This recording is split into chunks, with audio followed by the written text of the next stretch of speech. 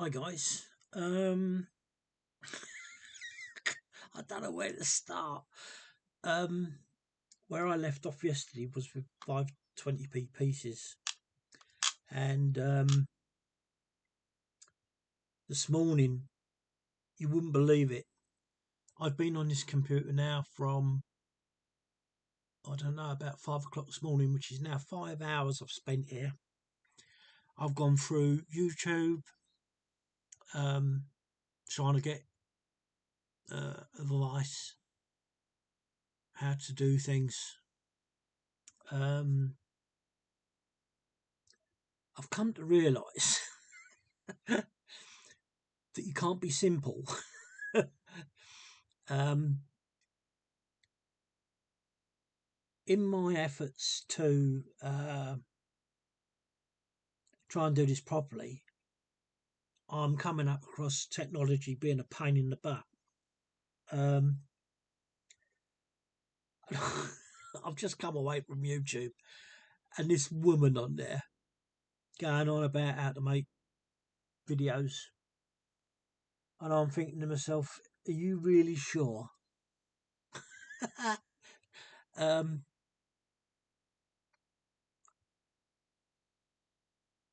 I can understand. I sort of understand it, but it does make you appreciate people who do videos outside or in a building as such. It's so much different from doing it at home, and I would never dream of making videos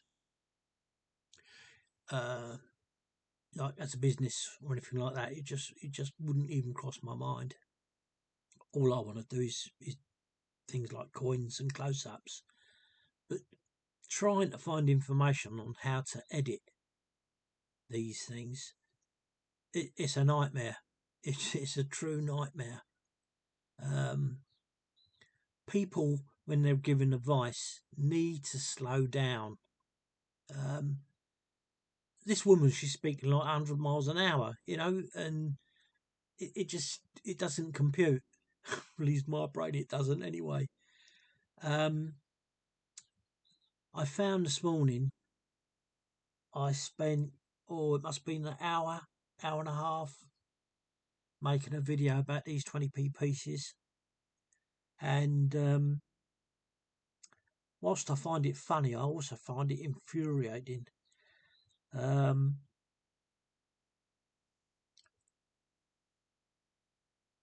Anyway, so the first thing I've learnt is you can't see my pointer when I bring my cursor over.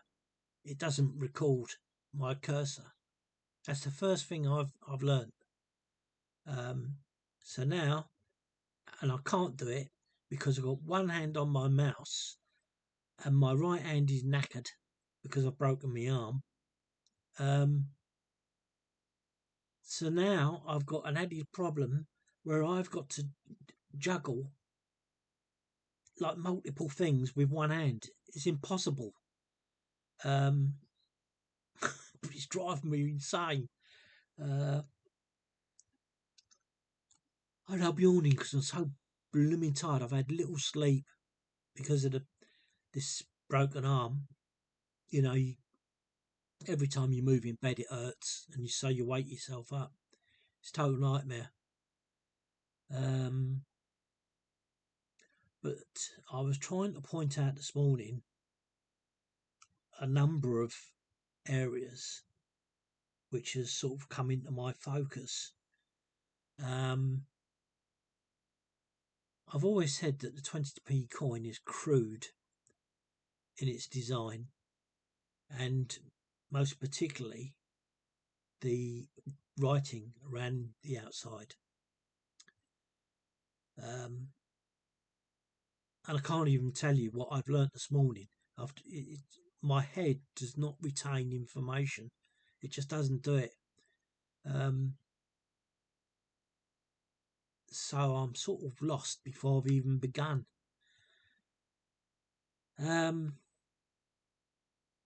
Yesterday, I see, I can't remember what I did yesterday with the 20p coins and how far I've got up to it, etc., etc. And it's no good me going back and fooling myself that I will remember as soon as I walk away from that, because I won't. My memory is getting so bad. I'm just not retaining information. It's one thing I've learned from doing these coins, and I won't say we, because that's a bit naughty, but I am realizing that we're manipulated all the time to conforming to something. And I understand now, watching, I'll give it as an example, Craigslist.com. Oh, excuse me. Actual fact, I feel like I'm going to go back to bed because this is ridiculous. I am totally. I think I am going to have to go off of YouTube for a while, at least until my arm's put in plaster or they've done something to it. It's a bit of a long story, really, but I was cutting down some. Yeah, I'm diverting from the 20p. I was cutting down some branches from trees because they're getting so huge that if we have a storm or something, that this tree would literally fall on my house. So I want to do something about it. Anyway, the long and short of this story is I was cutting these branches and one particular branch fell the wrong way. And I needed to get that out the way quick. So I was mucking about, pulling it backwards and forwards to get it to be in one direction that I needed it to be in. Well, when I was doing this, I was pushing against this branch, and as that was snapped, so I went with it. And it's not a big drop, but it is a big drop when you fall forwards. And that's what happened. I fell forwards. I put my arms out to brace the impact of hitting the ground. And this is how my arm snapped. Really unsurreal. I tell you, it's really unsurreal. I was laying there and I was thinking, oh, it's dislocated, because I could move my hand, even though it was in the most precarious position. So I thought, oh, I've either knocked it out the socket, or it's not broken because I can move my fingers. No, that's not right. That's not true. Well, I always thought it was. I thought if you broke bones and you can't move if you broke a bone in your hand, you won't be able to move your fingers. So I mean, or like if you broke your leg, you wouldn't be able to use your foot. Or can you feel your foot? Or can you feel your hand? Well, I couldn't actually feel my hand, but I could watch it. I could wiggle my fingers, but it was, I don't know. I think I'm still in shock. It's just weird what's happened and why I'm at this point. I mean, I'm popping blooming painkillers like they're coming into fashion, but I'm just not getting proper sleep. So I think I am going to stop doing videos because it's just pointless. And I do accept the fact that my memory is going fast. It's going fast. Don't understand why, but it is.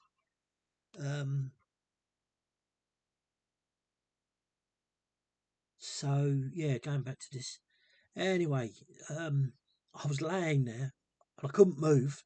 There's no way I could move because I only got one arm, and because I tried, and I was in sort of like, I was laying on top of stinging nettles and whatnot, and I just gave up, and I thought I'm just going to have to wait for someone to walk along, and I'm going to have to ask him to phone an ambulance. Well, that's what happened. This girl walked along, and I said, "Hey," I said, "can you phone an ambulance?"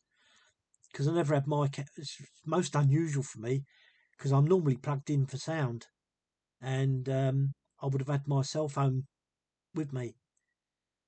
And although I don't think I would have been able to cope with doing all of that anyway with one hand, as I'm finding out with these videos, um, it's just it's senseless. You know, I'm a fool for trying even. And so bless her heart, she called an ambulance for me. The expected wait time, you get this, the expected wait time, 2 hours. So she said, "You've got to be kidding." And I could hear this because she had it on speakerphone. And I was laying there and I was thinking, "You what? 2 hours?" And she kept, this lady that was on the other end, this, I don't know, the 999, she kept asking questions. And so she said, "Look, I'm going to put you on speakerphone and you can and talk to him." And she moved right close to me, so the phone was sort of, I don't know, 5-10 foot away from my face. And the stupid questions we went through, and we did it not once, over and over again. And I just gave up. You know, the world is crazy. It's frigging crazy. If you're going to have an accident, make sure you just get blacked out or knocked out or whatever it is. Because I've actually dealt with this in the same position the girl was in, but I was at my mum's, and she was ill. I don't know what it is she had, but she was ill. Um, she was throwing up and going to the toilet at the same time, and I found out it's not the emergency number; it's a medical number, 111, I think it is, and they're the same, exactly the same. And do you know, I said to you on one of my posts, I'm sure it was yesterday, I said to you on one of my posts, um,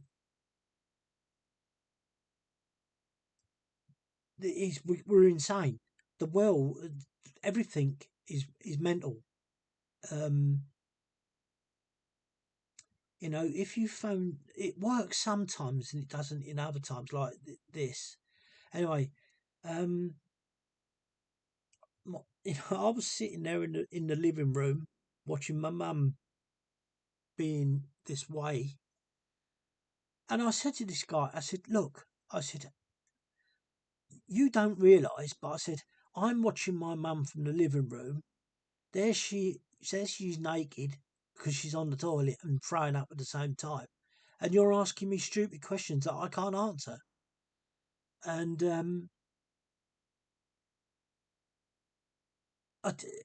it was unsurreal. It really was unsurreal. Your mind can't comprehend the stupidity of all of this. Now, the hospital don't like this 111 advice line. It's not an emergency number, it's an advice line. Because all they do, if you can't get in contact with your doctor, you go to the 111, they will ask you hundreds of questions which are absolutely nonsensical. I suppose it is to them, because if they go through this questionnaire phase, it knocks out certain things. So as you progress, you knock out, and as it did with me and this 2 hours, because that's what kept happening. She came back every so many minutes. Bless her heart, this girl. I don't even know her name. I don't know anything about her. I really, I'm in debt to her. I really am in debt to her.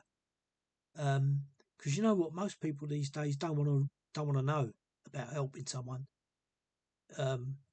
Because that can backfire on you. You can get taken to court for this, that, and the other. It makes me puke. It really does make me puke the way the world is. It's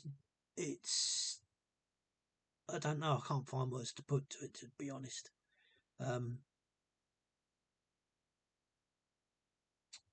But bless her heart, she really did well. You know, she's standing there with me. You think about it. You've just been told you've got a 2 hour wait, and she's the only person that can help you. So that's 2 hours out of her life. I can't think what time it was. It was about 10 o'clock. So that would have been 10 till 12. And I kept saying to her, look, sweetie, I said, don't stay here. I said, just leave me. She said, I can't do that. I said, you can.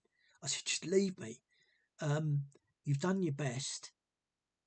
That's all you can do. I can't ask no more of you. And then this other couple turned up, and it really became quite comical. But oh, bless them. That so in the end, I had 5 people helping me. I had 2 guys after a lot of sort of manoeuvrability by myself.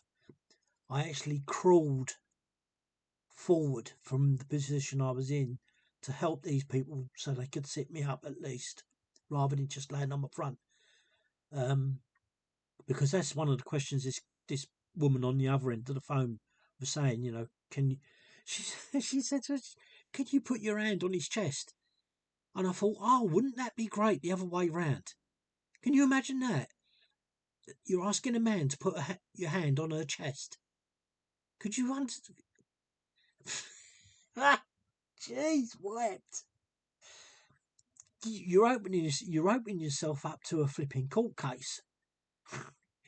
You know, jeez, no. I tell you, I'm sure that's why I'm going a bit screw with, because nothing in this world makes sense anymore. Nothing. Even when you're trying to help people, you've got to be thinking to yourself, am I doing the right thing? But anyway, so the 5 of these people, and 2 of them, a couple, a man and his wife, they were talking to me about that they were on their way to see their daughter. They was going for a meal, and I said to her, I said, look, I said, go. I said, do not stop doing what you're doing. Just go, leave it, go and enjoy your daughter's time. I said, it's commendable that you're wanting to stay with me, but it's life. You know, it's life. You can't expect people to drop everything just because you've had an accident. Admittedly, if it was like life and death, yes, I can understand it. But by the time you've gone through all this questionnairing on the 999 hour emergency and talking to this person on the other end of the blooming phone, it makes you wonder. It makes you wonder. But bless these people. I can't express my gratitude to them. It makes me want to cry. But yeah. And anyway, in the end, the waiting time kept coming down from 2 hours, and it kept coming down and coming down. So, with 5 people there, we were all talking. Well, 6 people, including myself. We were all talking about which is the best way to go forward. Because I wanted these. All that was in my mind is I wanted these people to carry on with their lives.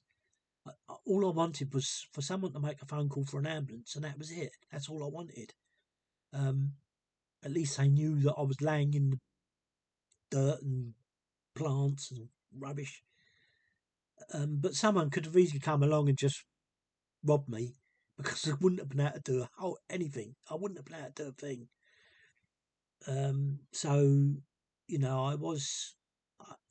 When you think about it in that way, you can understand why they wanted to stay there, and not leave me, because I was just open to. I mean, even a dog could have come along and started sniffing me and peed on me, like that's the sort of thing that you're trying to stop. Um, God dear, my mind is a frazzle. The other, no, let me stay on one subject. So they come out with the idea, well, let's phone a copper, and hopefully there would be two of them, and they could assist in getting me sat up at least. Anyway, copper turns up and he's by himself. So we're back to square one. And that's what made me crawl forward, really, because in the position I was in, no one could help me because I was stuck between two trees. My upper torso, where I'd fallen with the branch, I'd gone between two trees. So it was quite impossible, really, because you needed myself, to manipulate myself to get into that position to lift me up. I'm 17 stone. You got to, try and lift 17 stone, dead 17 stone. That's a flipping lot of weight. Anyway,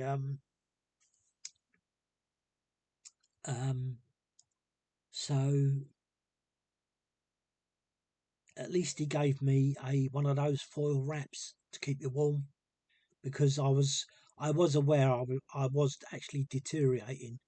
My hand was becoming numb from the fingertips upwards, and that all the time we was talking, that was getting worse. And so the lady, one of the ladies there, because there was three ladies by then, three ladies and two men, and I said, if the lady held my arm, and the two guys got either side, which they couldn't do. That was this is the whole thing. The guys couldn't do. They could only work from one side because the other sides were inaccessible. So it was quite a predicament, really, and which is the other thing that drove me to pulling myself forward. And you think you're doing that with one hand. I'm doing that with one hand, but I did use my feet as well. Anyway, this time came down, and down, and it was about 40 minutes I had to wait in the end. And yeah, then we had a fire. So we had a policeman, then we had a fire brigade, because they thought I was up a tree. This, this is so comical. They're asking all these bloody questions, yet they're not listening. How could falling forward be taken as stuck up a tree? That's what the fire brigade got. I was stuck up a tree. Ah, jeez, what? This is like a scene out of a comical film. Laurel and Hardy, and they were really good. The fire brigade, I've got to say,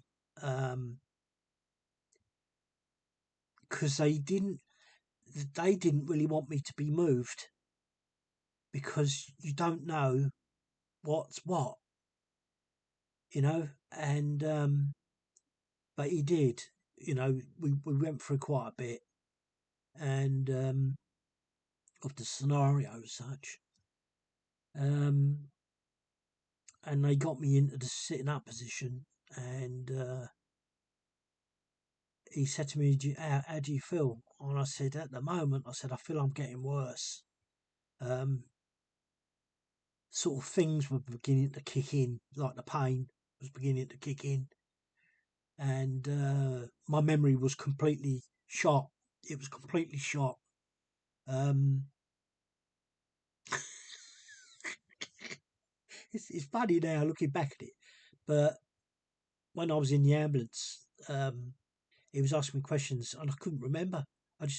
My mind was completely out, out of blank because he was going on about my medication, and I was reeling off. And no, anyway, I'm getting uh, got to finish this off. So they were there for at least 15 minutes while I was waiting for the ambulance. And then the fire brigade bloke said, "Oh, I can hear sirens." Pardon me. And this was the ambulance. They turned up, and you've then got the scenario. You've got the woman on the other end of 999. You've got um, the woman that was connected to her. You've got the copper who he actually decided to leave. He said, "I'm going to go." He said, "Because there's nothing I can do." He said, "I'm going to go." But you had all these inputs from the three emergency services and an emergency line and a woman on the phone. And there was all these different because I was there's nothing I could do. I was listening to all these different conversations going on, and it, it you can it does put into perspective why you need a person of in control who directs what to go on. I mean, the fire brigade were the most productive out of all of them. The ambulance, the crew, they were good. Oh, but they put me on this trolley. They got me on this trolley, and getting me out of all this shrubbery and that, it was jarring. The trolley, the wheels, that they were jarring on these bits and bobs. Oh, it was freaking madness. My back, my arm, everything, and like going to the hospital. Oh, the roads bumpy, and I was taken away. I was taken away from a scenario where I was quite happy, and then the transport to the hospital was really, it was so painful. And all they would give me was gas and air. So you're trying to talk to someone, you're trying to breathe in this gas and air, and you can see why people lose their temper. Because none of it makes sense to you as an individual who's in pain. Because it really wasn't helping too much. But the gas and air I actually got in hospital that was a completely different gas and air. That was sending me right out. And this is the worst bit. I've got to say, it's the worst bit. The ambulance crew got me on their trolley again and wheeled me into accident and emergency. And we got there, and it was just chock-a-block with beds, old people in beds. And the ambulance crew wanted to bypass that. He said, "We've got to try and get you straight through. You can't just get stuck in that lot." He said, "You've got to go straight through." So they talked to the nurse in charge, and she was sort of saying, "Well, no, you shouldn't really. He's got to be stuck in the queue." And I'm thinking, really? I mean, I don't want to be special, far from it. But I was deteriorating really quite fast, and So they went to find a wheelchair so that they could be released from using their trolley. And I think that was a godsend. That was a godsend. The fact that that was the case. So they got me into a wheelchair in the end, but that got me past the girl in charge of this space with everybody in beds. And it was a nightmare. It you you can't believe this country is in this state. You really cannot believe it. It's it's scary. It's frigging scary. Um, because I tell you, I'm going to jump up now to the pandemic when we had the virus. I had to go to hospital for a CT scan. It was 2022, I think it was. And I don't like hospitals in any way, shape, or form. If I can keep out of them, I will keep out of them. In actual fact, I'm surprised that never kicked in. And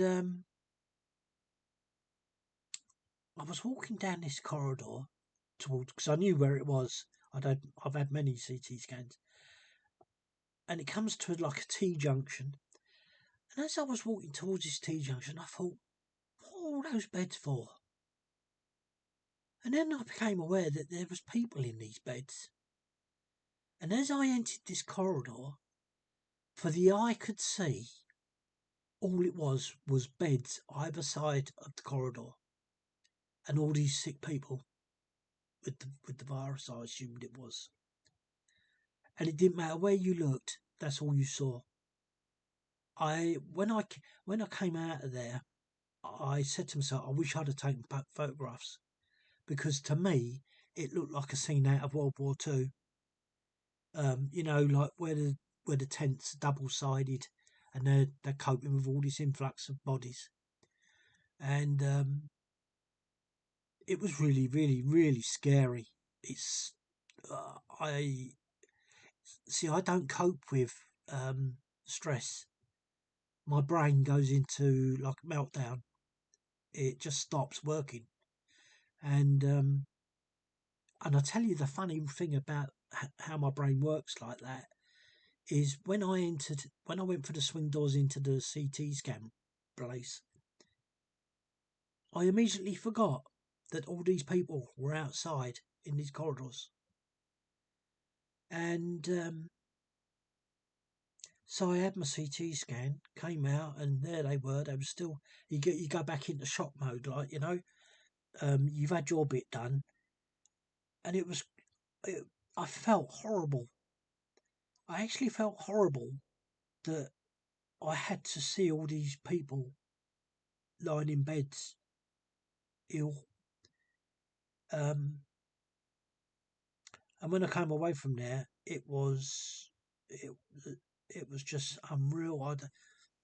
I was counting my blessings. I was praying to God for thanks that I didn't have to be there. You know, these elderly people, they've lived their lives, they're coming at the end of their lives, and there they are, just stuck in these bloody corridors. So I had seen it before, and this ambulance crew got me right down, because they knew the building, because I heard the words but I didn't know where I was going, and they got me right straight to the point of um, this place where I was going to be dealt with, because that's I would have had to have waited for all these people to be dealt with before I would be dealt with if I had gone into the A&E part. And because this nurse kept saying to him, well, I'm telling you, you'll probably get chucked back out. They won't do it. And, you will come straight back up here. But the ambulance crew wanted to ditch me so that they could get on with their business. You can understand that, which is what I was saying, as I said, with the people in the beginning. And, yeah, talk about having a camera and then making a YouTube post. I would have loved to have had my phone and camerised that.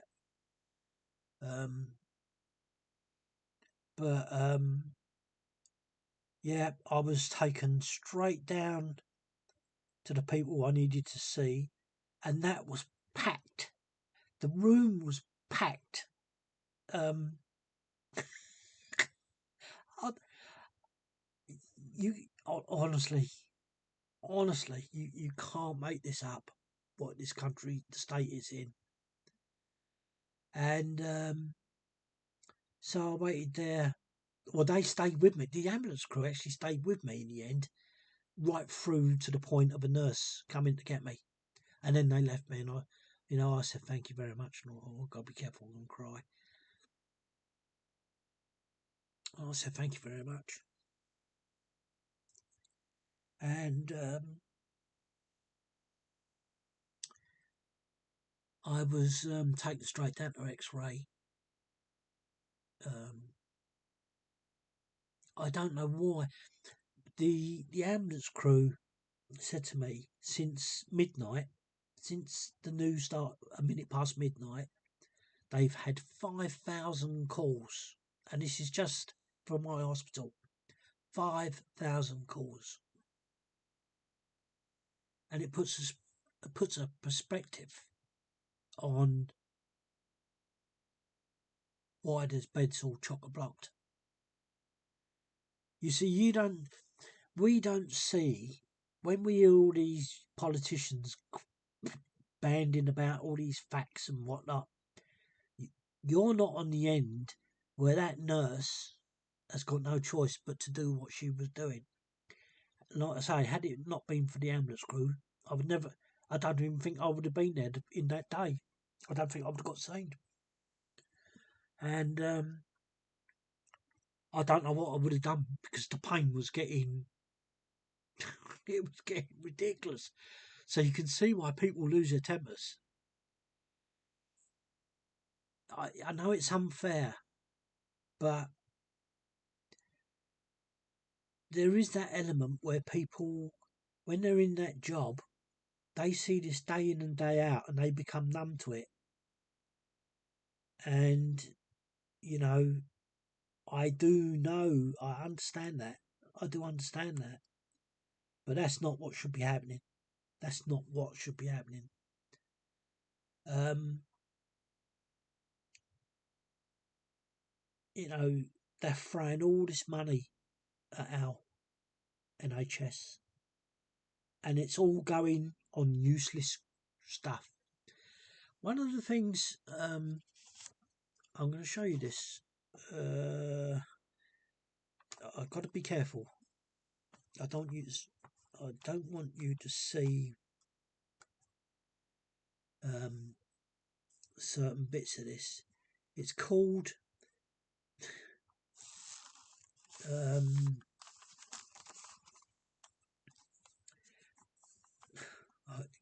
because I could get done for.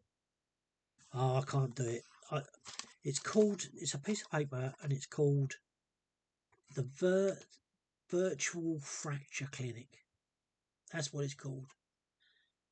And it's a piece of paper with two numbers on it. Now, this nurse said to me at the end, she gave me this piece of paper. She said, "You're going to be called Friday early in the morning." Well, I've been up every day since the 19th, every morning anyway, early, so that didn't worry me. But normally, I don't get stir out of bed until about 10 o'clock because my meds knock me out. And I take extra. I take a hemp oil tablet, which knocks me out as well.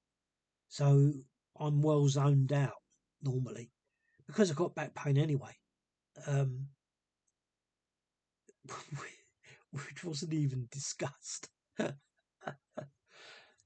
and and this is what it's all about. This piece of paper is it's all about. I don't know whether I've mentioned it in my posts on here. The way bureaucracy works in this country, it's generally with government, like your council and so forth. When they get problems, when the upper management get these problems, they don't deal with the problem. They make a policy and go around it, and that's how it works. That's how it works. And all this money the government are pumping into our NHS is going on these ideas, these great ideas, the virtual fracture clinic.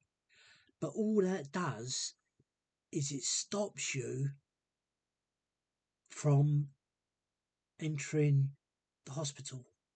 It's all to do with doing everything over the computer or over the phone. Do you see what I mean? Do you see where we're going here?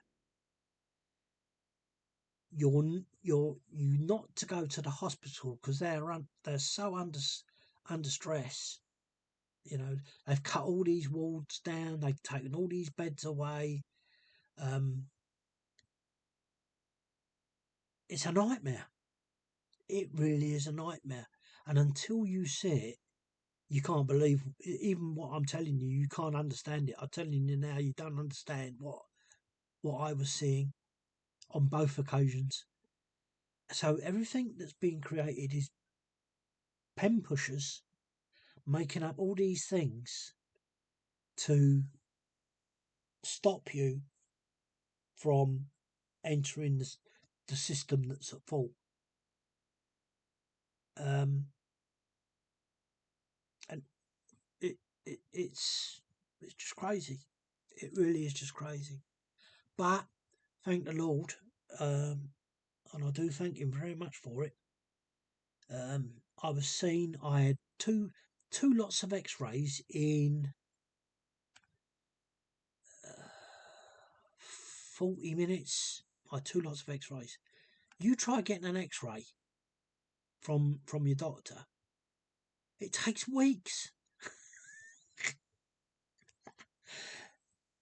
That I took, mind you, saying that part of the hospital was empty.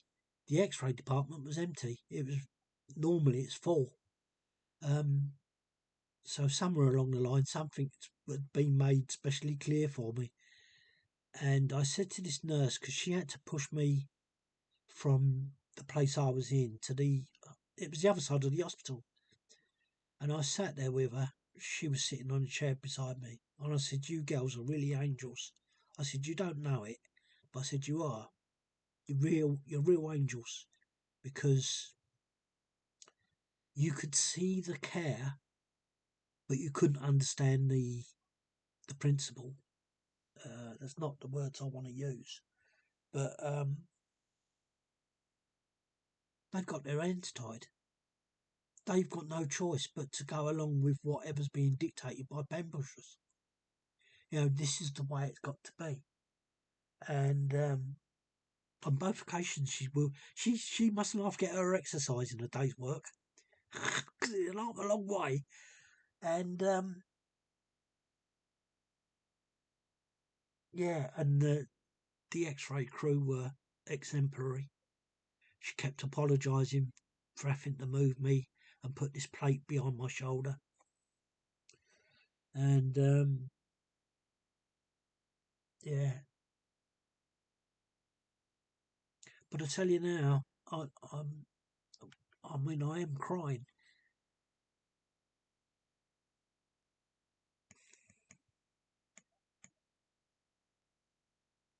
But I don't want to carry on. I really don't.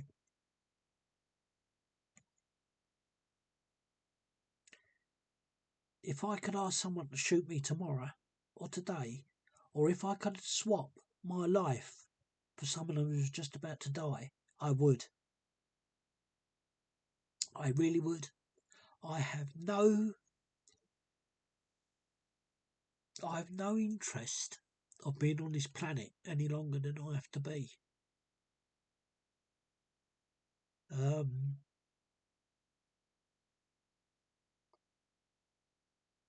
I'm sick of it. I'm sick of what is going on in this country. I've got to take some meds. The pain's coming back. So I can't even swallow meds properly because I can't lift my head back because that's connected to a. It's connected to my arm in a splint. So if I lift my head back, I've got to lift my arm, and I can't lift my arm because it's bloody killing me. So hang on a minute.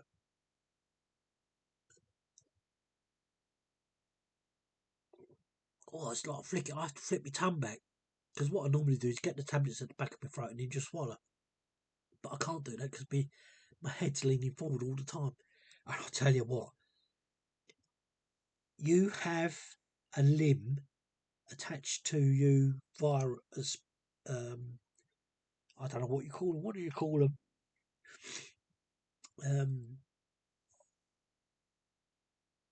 I know I can't remember. But like I say, I've got this thing round the back of my head and round the neck. Now I've got a bad back, both top and bottom, and which I must admit is due to my weight. So I asked for that myself anyway. But I've been like this. It's the 24th today, so the 19th. So that's 5 days. I've been with this thing around this sling. Sling it is. That's what it is.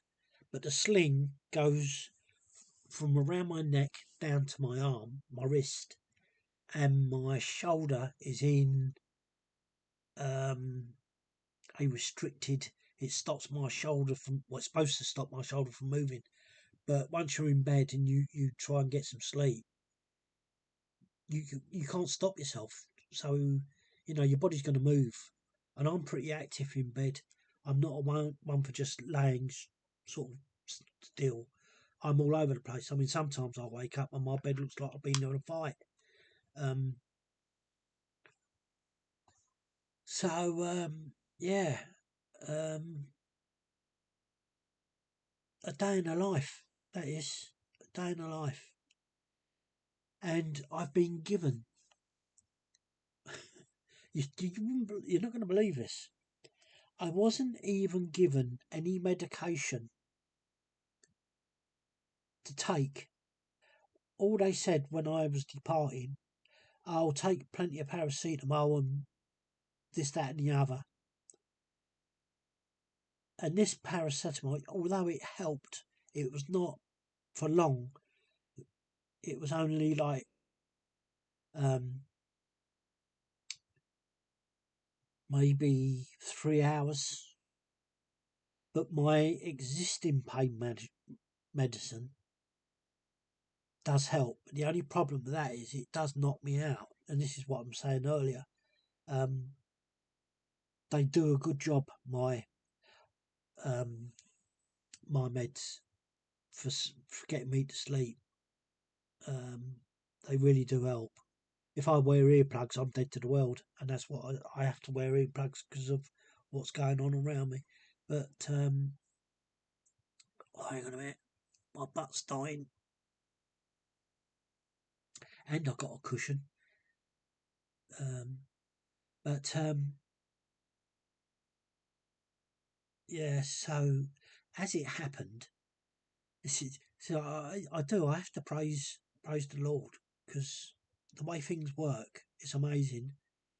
My pharmacy phoned me up about a drug that I've been administering. Every time you get a new drug, they ask you if you would do a follow up to see if you've got any reactions, and I always say yes, because why not? And I got a call from him, and he was going on about it, and I said, you can have to. I said, I have been getting cramps in my legs, but he said, no, he said, that wouldn't cause that. So I then explained to him about the position I was in. He said, you're joking. I said, I'm not. I said, they gave me nothing. I came out of that hospital with nothing. Now, I can't wear a shirt because of this all round my body with my arm. And the one thing they did give me was a piece of one of these slips that you use. Usually, your arms go through the two holes and you tie it up at the back. But they did it round the other way. They put it round my back and tied it up at the front. And but that's all they give me. And I had to get a taxi home, and I'm in all this pain. And there you go. Like I say, this guy phoned me up, and had it not been for that, he said, "Have you got any cocodamol?" He said, "I've seen you taking it before." I said, "As it happens," I said, "I have." I said, "Can I take that?" He said, "Yeah." He said, "Take it." He said, two tablets, 4 times a day," and so that's what I take. They're the only thing that work on this pain for some reason. I don't know why. Um, I think my meds are actually for the nerves up my spine. They deal with the nerve pain, not the like bone pain where the bone snapped. It's snapped in 3 places. Terrible. She said to me, she said, "You've done really well." She said, "You know, you've done a good job." She said, and she pointed to the old X-ray, and she said, "That's your bone splintered into 3 pieces." Um, she said, "You really done a good job." Um, I said, "Yeah, I don't do things by halves." um, and it's true of me. I don't do things by halves, but I usually go, if it's going to happen, I'll go way out. And so that was that really. And I'm sitting here. I get this phone call on the. I didn't get a phone call actually. I got a text. This is another thing. They're doing all this texting, and I don't like my phone being associated with text. I have enough problems with my phone and Google, which I really dislike with a hatred. And sent me a text. The 9th of June. The 9th of June, I get seen by this virtual fracture clinic. Can you believe this? Um, they they said to me at the time, the nurses said to me at the time, "Is there anyone who can look after me?" I said, "No." I said, "I've got no one." I said, "I'm a complete and utter loner." I said, I don't have anything to do with human beings if I can help it." I said, "I just don't want to be uh, associated with them, um, because all it is a scam 9 times out of 10." And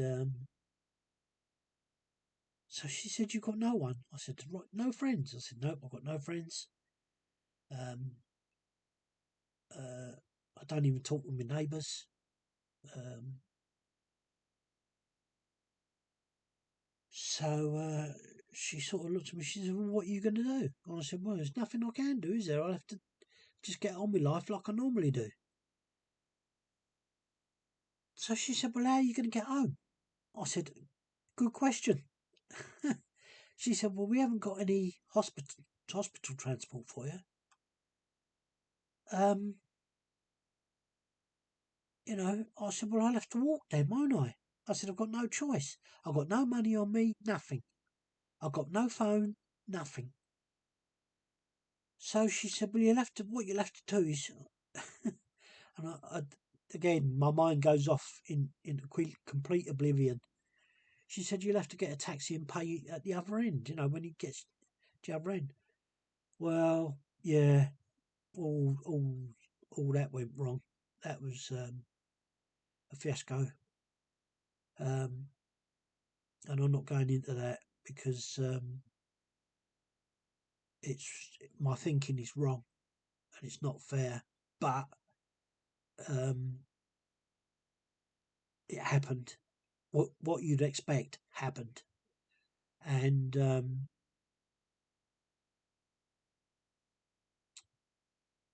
I couldn't deal with it. I just went along with it. I went along with the lies that happened, And I was just glad to get home. To be honest, I was so glad to get home.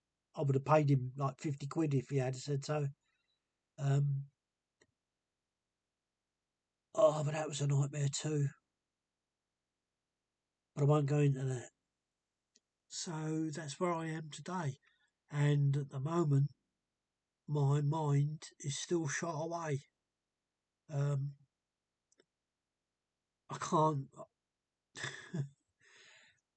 I'm trying to open tins that are ring pull only, and even that is so difficult with one hand. Um, at the moment, I'm eating tin sardines on toast, and if I can get one of my neighbours to get me milk, I'll eat cereal all the time. Um, but I can't go out. I can't go out because I've got no clothes to wear. I can't even pull my uh, jeans or leggings. I can't pull them up because my belly's overhangs them, and they're always trying to fall down. And I can't adjust the belt because I've got one hand only. Um, I'm completely knackered, and it's the scary thing for me being on your own. Um, and there's been many times with the ailments that I've got where I've been sitting on the toilet and I've been, because see, I won't bother people. This is the downside. Um, I won't phone for an ambulance myself. I'll just put up with whatever I'm dealing with. And this was part of it. Um, I thought there's been so many times when I've been sat in the toilet and I'm thinking I'm going to die. Um, I think that's why I've got so to the point whereby I say what I say. Um, I actually filled a thing in online saying that I didn't want to be resuscitated. If I was in an accident, I didn't want to be resuscitated. Um, you can opt out. You can actually make these plans, um, because being on my own, the worst thing for me, which they don't know, they haven't got a clue. I am really susceptible to falling over. Well, if I fall over in this current state, can you imagine what it's going to be like? I am literally going to go over like a plank. I've got, because you put if you're right-handed, you put your arm out to take the brunt. Your left hand is just to sort of, as you hit the ground, you sort of use both. But initially, your right hand is the hand that takes the brunt. And I've fallen down my stairs a number of times. And the funny thing about that is, my brother in Australia, he's just died um, through COVID. Um, 20, he actually died in 2021, but they didn't know until 2022. Um, which is me and him had discussed this, and I've said, if I have a heart attack, I don't want anybody to find me. I don't want to be saved. No way. No way do I want to be saved. End up like a cabbage. And then being in care. I do not want that. I'd rather die. I really would. I know that's sad, but it's true. Um, yeah, it's pretty sad. Absolutely sad. But there's a lot to that. You may be thinking to yourself, well, that's sort of shocking. It's not if you understand where my life has been, how I've gone through life. Um, for me, death is a release, um, and that's really what I've been wanting, really. I mean, if I could have euthanasia, I would take it. So help me, I would. So help me. Because not only do I do YouTube videos and eBay, I haven't done eBay. I actually cancelled all my eBay listings because I can't go out. I've got nothing to wear, so I can't go out. I can't go to the post office, and so I deleted all of those. Most of them were my coins, and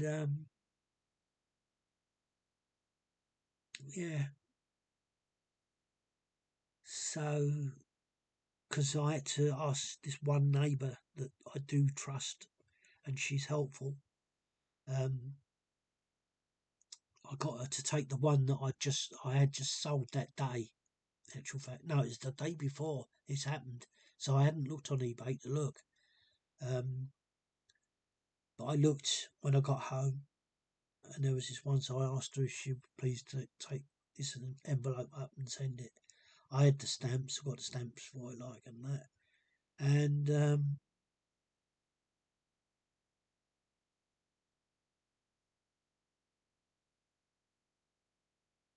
I thought, well, I know I had bids for the coins. I did have other bids, but they were for like 5 days time. So I thought I was just going to cancel those, wipe them off, be done with it, because I'm not going to be doing eBay for a long time, um, until such time I got used to where I am. It's not going to happen, and so yeah, eBay's out the cards. So the only thing I've got now is YouTube, and I'm where we are now, right now, is the conclusion of that as well. I don't think I'm going to be doing YouTube. I can't really do emails typing with one finger on the left hand. It's it's it, it's just not good, you know. Um, I don't tend to phone people. I like I say because I'm a loner. I'd rather be on my own. And but it's times like this when you do, you want to be, you know, what a person can provide in care, love and care. Um, but it does make you appreciate people when you're in my position. It's very humbling indeed. Um, I could tell you a lot of stories. Um, my friends in America, but another two subjects I'm taking here.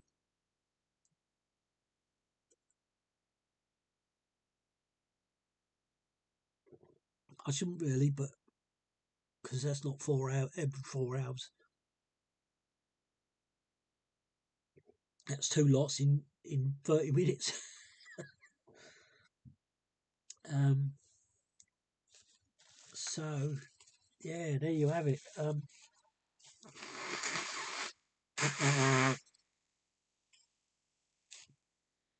It's a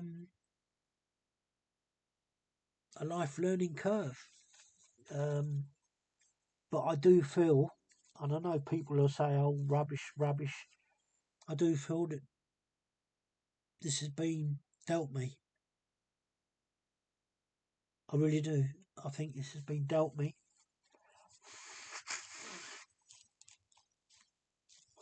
because I haven't been going to church. Um,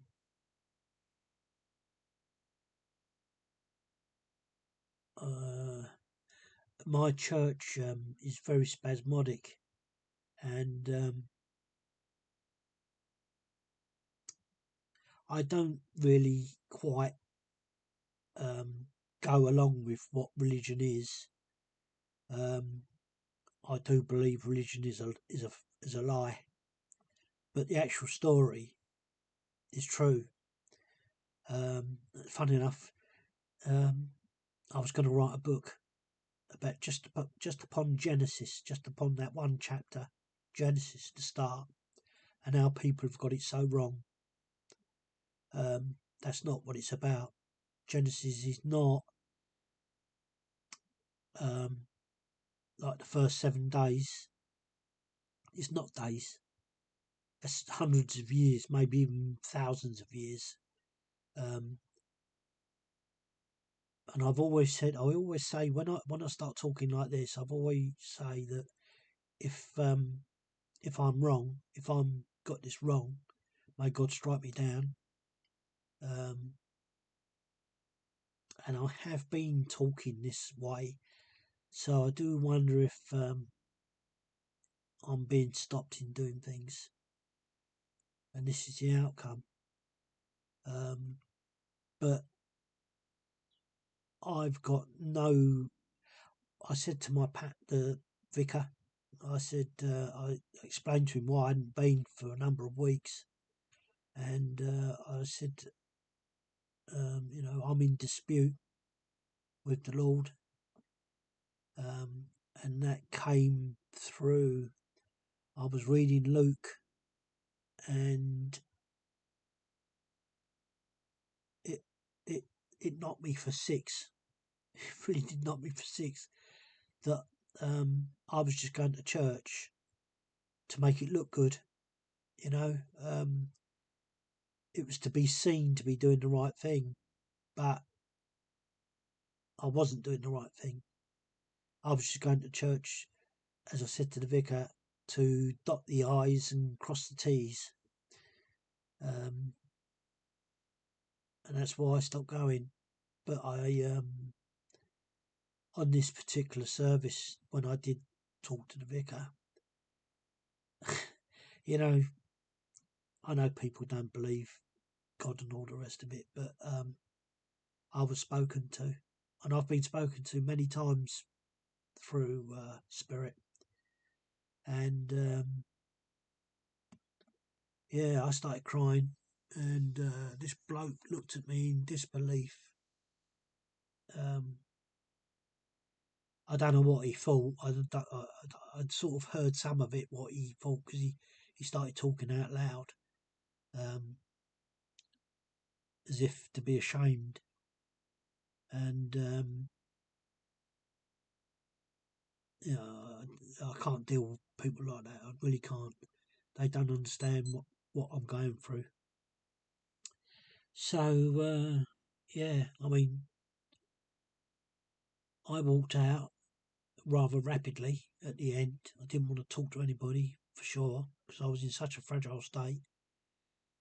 And this vicar turned round and he said, "I'll see you again sometime then."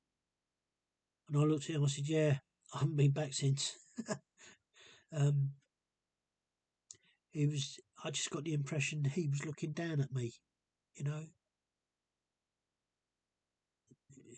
belittling, really. That's what I felt. So, yeah, I can't be bothered to go back. But I've stopped reading the Bible. I was reading the Bible every day for years. I was actually doing 2 church sessions. I did one in my own country and one in America. My Sundays was taken up really all by church. But like I say, there's a lot of it I disagree with, and there's a lot of it I do agree with. I think you have to go through these trials, and this is one for me.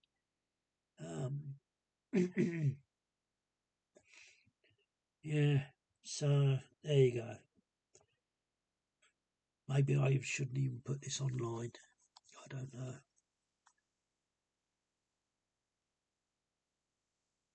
Oh, I don't know.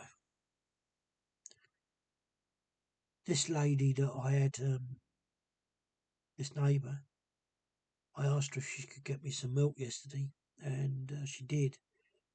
And I was on the computer, and she tapped on the windows, so I turned around and said, "Hang on a minute." I said, "I'll be with you." And she went off on one. Had a sort of go at me, and I thought, what? She said, I'm pissed off. And I thought, what, with me? Or what? You know, what? So I said, I'm so sorry. And she just walked off. And I thought, oh, jeez. I have no idea. I will try and text her. I won't text her today because I think she needs some time to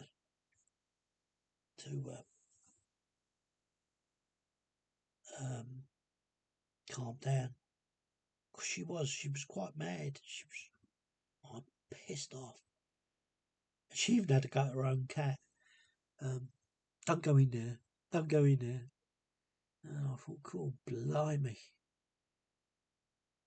But yeah. So I don't know what that's all about. I expect I'll get to her about it.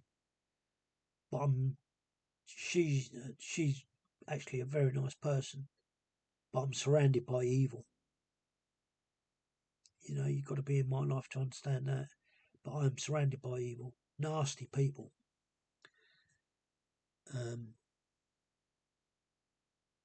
It's so I think you're getting the gist of things now.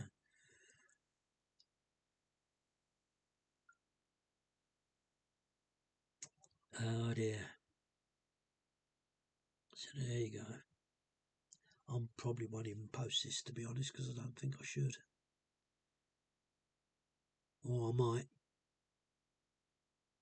Needs to give you an idea of one person suffering. And it's not really suffering. I'll tell you what was suffering. Having gallbladder issues, that was suffering.